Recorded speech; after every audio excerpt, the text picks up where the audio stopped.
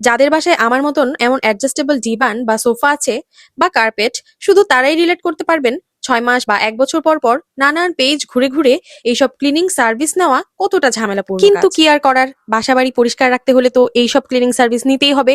এগুলো বাসায় পরিষ্কার করা গেলেও একটু ঝামেলার ব্যাপার হলো, তাদের যে মেশিনটা ব্যবহার করে ভ্যাকিউম মেশিন, এতটা পাওয়ারফুল ভ্যাকিউম মেশিন কিন্তু সচরাচর বাসাবাড়িতে থাকে না।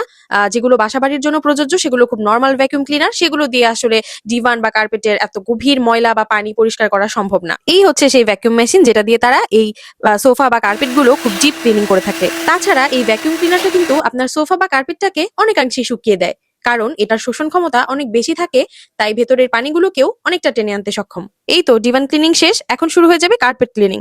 তো এই লোকটা দেখলাম, যে ক্লিনার ছিলেন তিনি দেখলাম 2 রকমের মেডিসিন কি কি যেন দিল, দিয়ে তারপর এটাকে খুব ফোম বানিয়ে নিল, এরপর কার্পেটের মধ্যে ঢেলে ঢেলে হাত দিয়ে প্রথমে একটু মিক্স আপ করে তারপর হচ্ছে উনি ব্রাশ ইউজ করলো। আসলে সত্যি বলতে এগুলো নিজেরাই করা যায় যদি কিনা আপনার কাছে ভ্যাকুয়াম ক্লিনারটা থাকে। তাই আসলে এত ঝামেলা কেউ না নিয়ে একটা ক্লিনিং সার্ভিস নিয়ে নেয়, এতে করে সময় বাঁচে এবং খুব সুন্দরভাবে পরিষ্কার হয়ে যায়, কষ্ট কম হয়। কারা কারা আছেন আমার মতন যাদেরকে কিছুদিন পর পর এই হ্যাসেল গুলো করতে হয়, কমেন্ট করে জানাবেন। সবাই অনেক ভালো থাকবেন। Follow mom and Nuha's blog.